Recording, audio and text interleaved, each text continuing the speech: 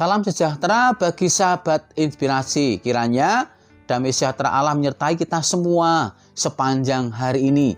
Mari kita akan berdoa sebelum mendengar perenungan hari ini. Tuhan Allah sumber berkat, hati kami melimpah dengan syukur Tuhan karena Engkau masih memberi kesempatan buat kami untuk mendengar kebenaran akan firman-Mu. Jadikan berkat buat iman kami semua ya Bapa. Dalam nama Tuhan Yesus Kristus. Amin. Sahabat inspirasi, perenungan kita hari ini akan kita baca dalam Matius 2 ayat 1 sampai 12. Namun akan kita baca satu ayat saja yang terdapat dalam Matius 2 ayat 12. Demikian dituliskannya.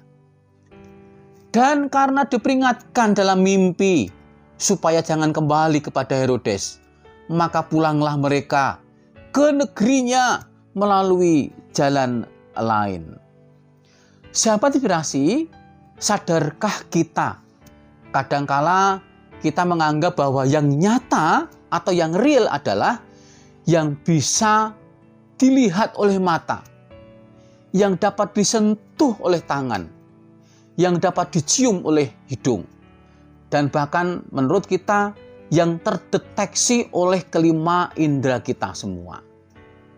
Seakan-akan itulah kenyataan satu-satunya dalam kehidupan kita. Cara pandang terhadap kehidupan semacam ini menyebabkan munculnya kemelekatan pada materi atau benda yang kelihatan. Manusia tidak segan-segan mengorbankan keyakinan dan bahkan nilai-nilai yang dianutnya demi menjaga ketersediaannya dari benda-benda tersebut. Padahal justru yang bisa terdeteksi oleh indera itulah yang sifatnya sementara. Coba saja kita amati benda-benda yang ada di sekitar kita. Benda-benda itu usia pakainya tiap benda memang beraneka ragam. Namun tetap saja ada batas masa pakainya. Misalnya kayu yang kemudian lapuk. Besi yang katanya kuat akan berkarat.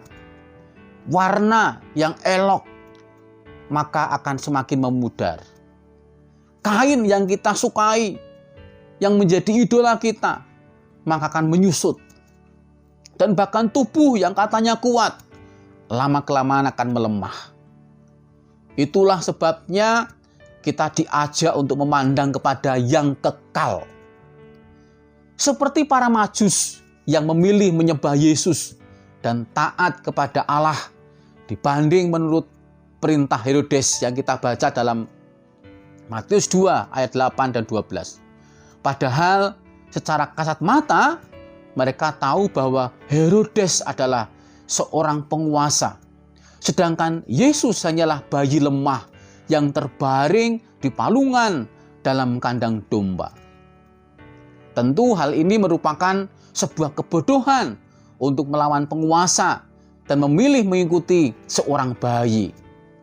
Tetapi para Majus itu tidak bergantung kepada yang sifatnya sementara, yaitu Raja Herodes yang sementara di dunia ini berkuasa.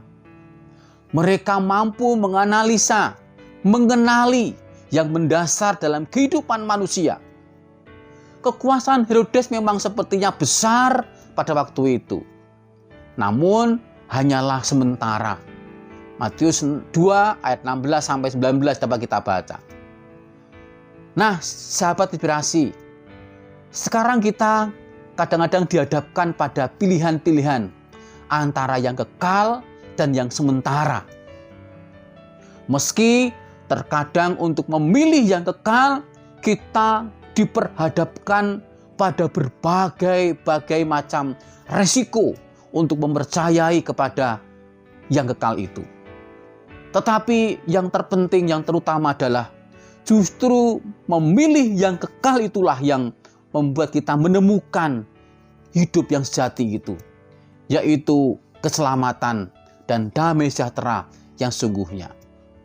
Nah, sahabat inspirasi, mana yang kita anggap nyata selama ini, yang sifatnya sementara, ataukah di dalam diri Kristus yang kekal selamanya? Mari kita sekarang memilih. Justru yang di dalam Yesuslah ada kekekalan itu. Ada damai sejahtera itu. Mari kita sama-sama memberi hati kita memilih di dalam Kristus untuk mendapatkan keselamatan. Amin. Mari kita akan berdoa, bersyukur atas berkat firman-Nya. Tuhan, hati kami melimpah dengan syukur. Hari ini kembali Engkau mengingatkan kami untuk belajar seperti orang Majus yang memilih kekekalan dalam Kristus pada bayi Yesus itu. Mampukan kami ya Tuhan untuk mampu menjauhkan diri dari hal-hal yang sifatnya sementara. Tetapi tetap setia kepada Engkau Allah yang kekal. Terima kasih atas berkat firman-Mu ya Tuhan. Kami bersyukur atas semuanya. Kami alaskan dalam nama Tuhan Yesus Kristus. Kiranya Engkau memberkati kami semua, sahabat inspirasi. Amin. Tetap semangat dan Tuhan memberkati.